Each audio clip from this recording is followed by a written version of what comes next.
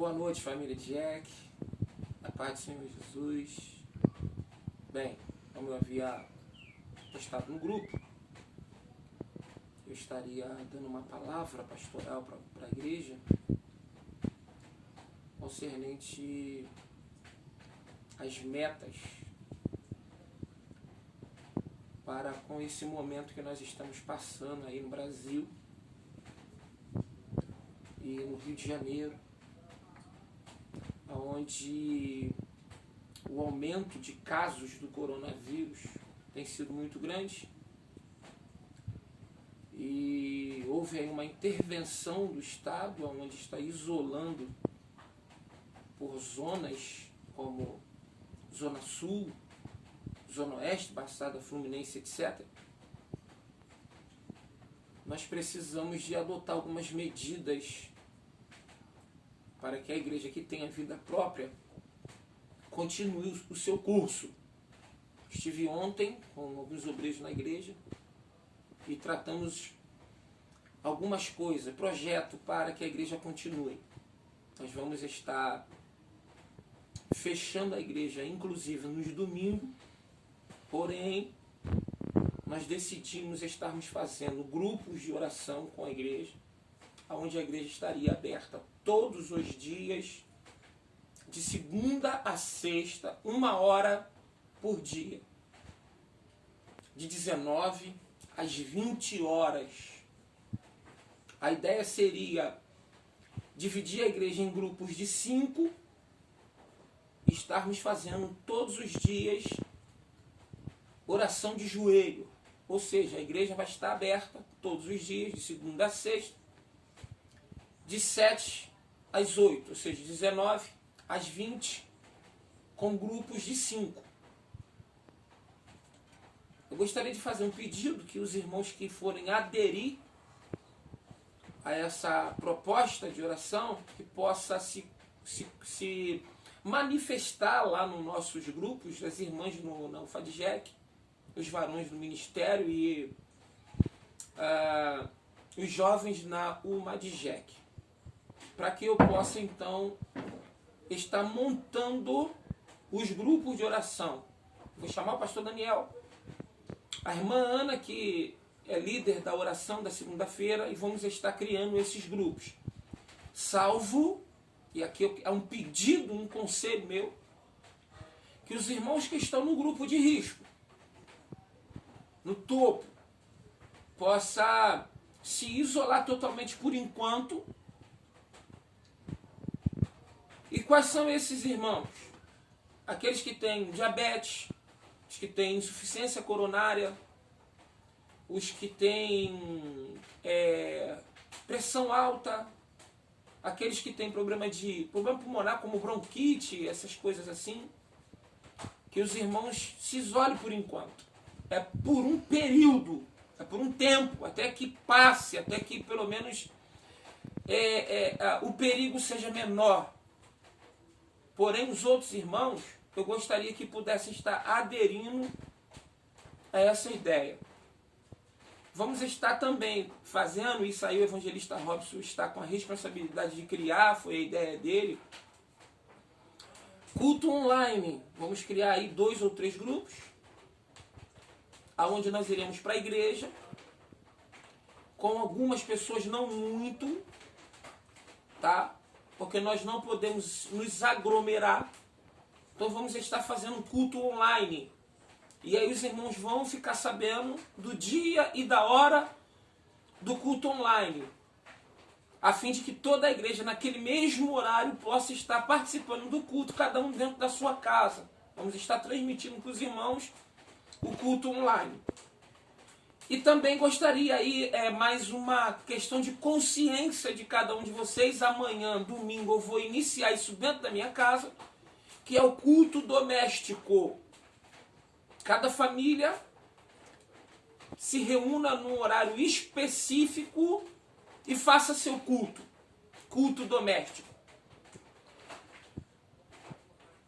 Se os irmãos desejarem, a família que desejar, podem fazer online ou filmar e colocar no grupo, tá? Para que os irmãos possam se alegrar tá bom? E para que vocês também não fiquem sem cultuar. Isso é importante. Quando você for ler a instituição da primeira Páscoa, você vai ver que a ordem de Deus para as famílias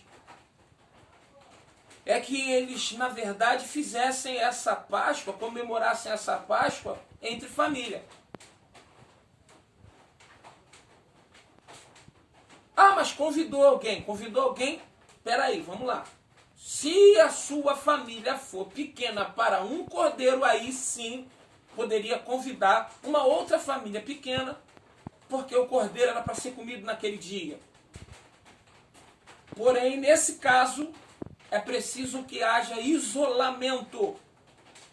Então eu gostaria que cada família fizesse aí o seu culto doméstico. Amém? Eu vou ler aqui um texto para minha e para sua meditação. Depois você pode pegar aí, se quiser, está lendo em casa.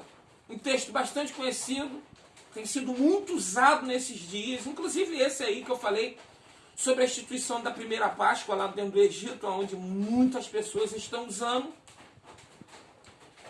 e muitas das vezes usando erradamente. Mas esse aqui também é muito usado, que é o Salmo 91. E eu queria ler para a nossa meditação e expor algumas verdades que estão aqui, que as pessoas estão se confundindo. Diz assim no Salmo 91: aquele que habita no esconderijo do Altíssimo, a sombra do Onipotente descansará. Direi do Senhor, Ele é o meu Deus, o meu refúgio, a minha fortaleza, e nele confiarei. Porque Ele te livrará do laço do passarinheiro e da peste perniciosa. Ele te cobrirá com as suas penas, e debaixo das suas asas estarás seguro.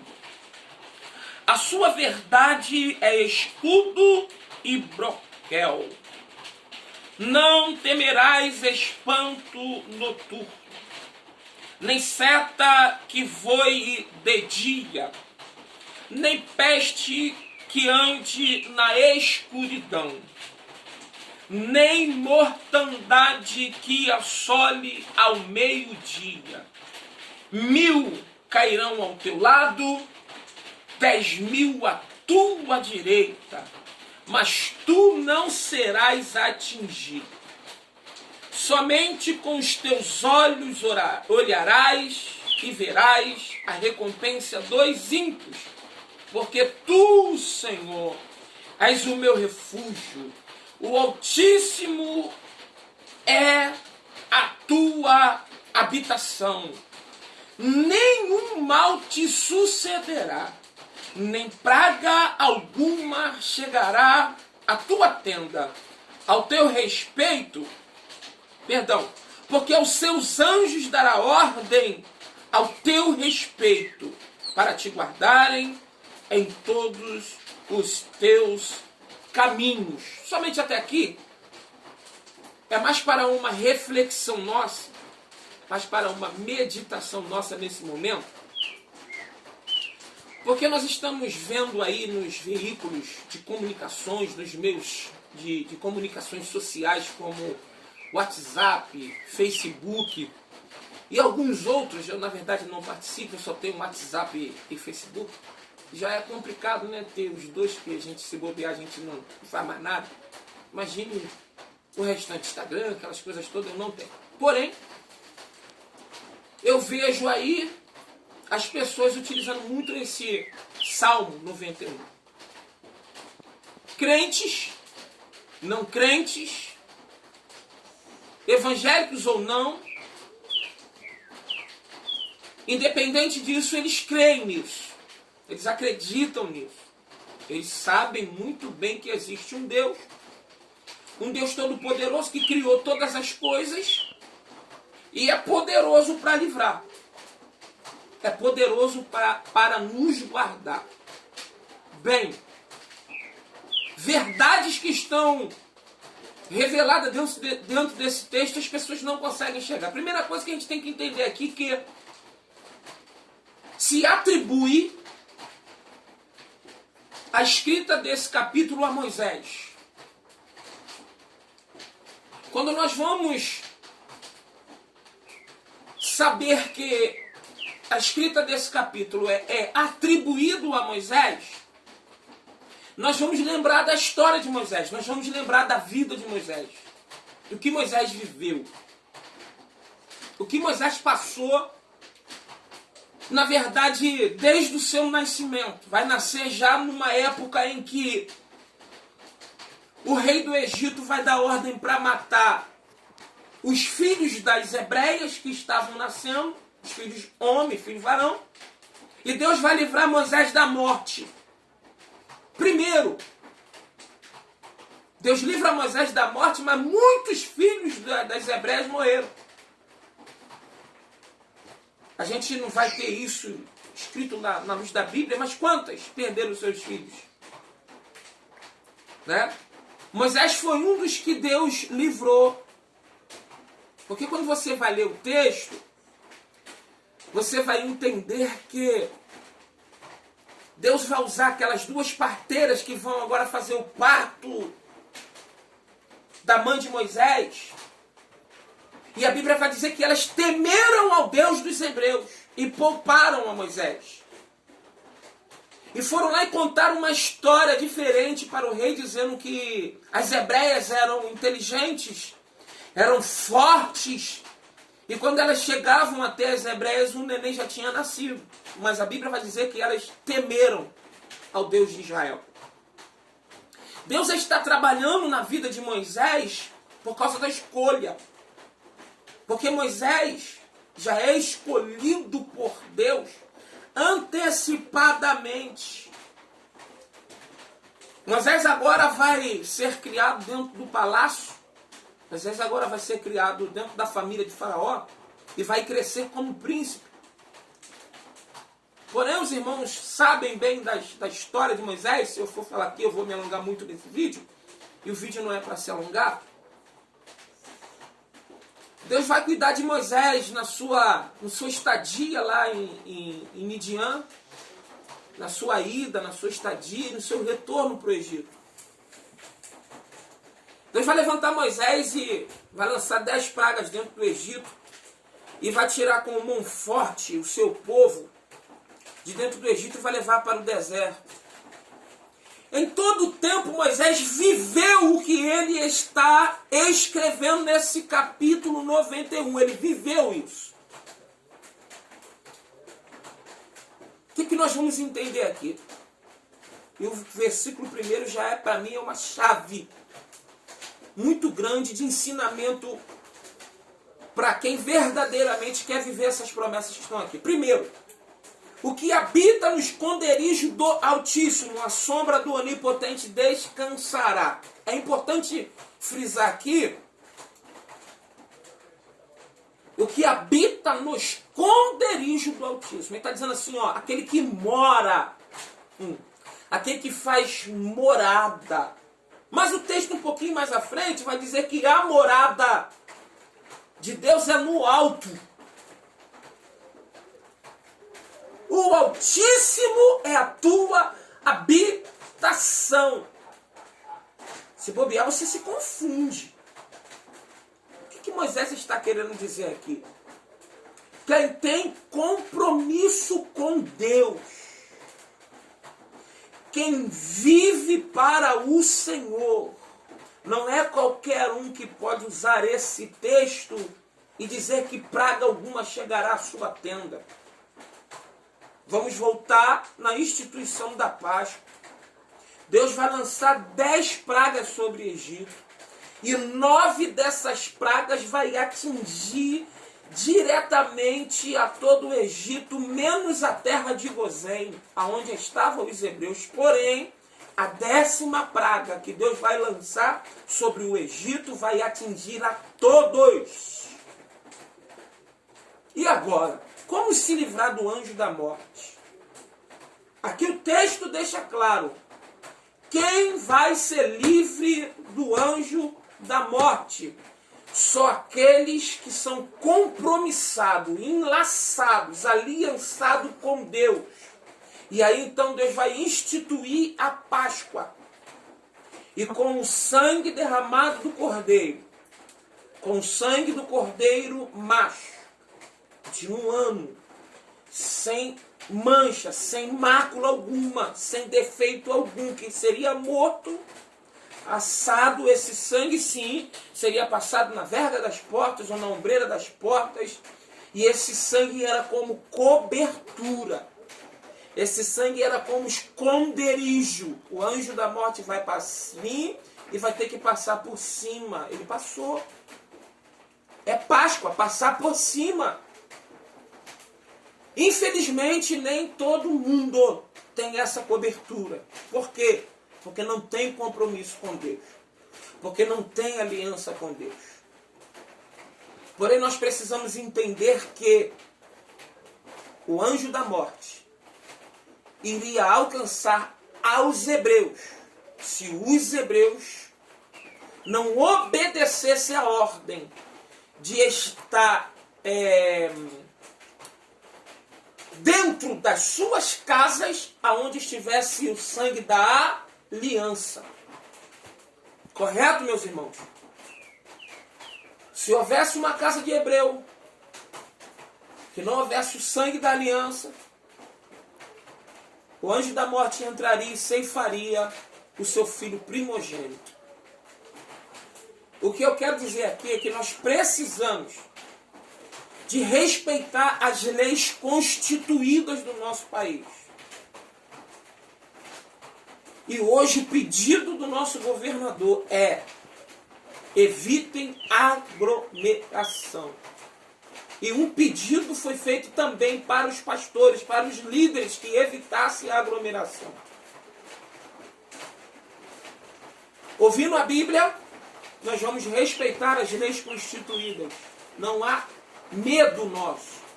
Há um entendimento nosso que é o momento da gente se preservar. Há um entendimento nosso que é o momento da gente pensar no grupo de risco. Eu estou indo trabalhar, meus irmãos, porque eu preciso trabalhar. Porque onde eu trabalho não me liberaram. Principalmente eu que vou fazer 4 meses agora, dia 2, de empregado ainda. Não tenho como ficar em casa. Mas a minha preocupação de trazer para casa o coronavírus, sabendo que eu tenho Thalita com asma, Rebeca com bronquite, Raquelzinha, é muito grande. Porém, eu preciso trabalhar. Aqui eu conto com a fidelidade do meu Deus e do nosso Deus. Eu estou saindo porque eu preciso. Porém, estamos aliançados com Ele.